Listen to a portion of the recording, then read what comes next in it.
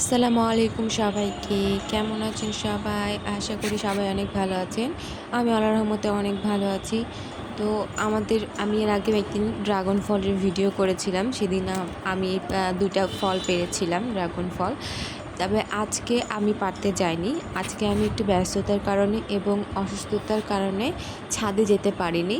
তো এখানে আমার আব্বু আর আমার ভাই ২ জন মিলে গেছিলো ফল তুলতে। আর এবার আমাদের ৪ টা ড্রাগন ফল হয়েছে আর একটা পেয়ারা। ওই যে ঝুড়িতে পেয়ারাও দেখা যাচ্ছে।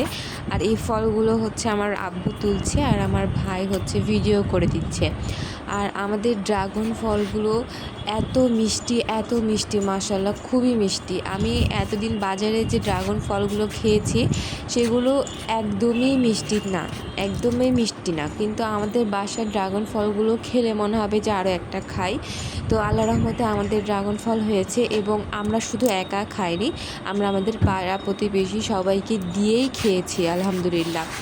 আর আরও যেন এরকম হয় আশা করি।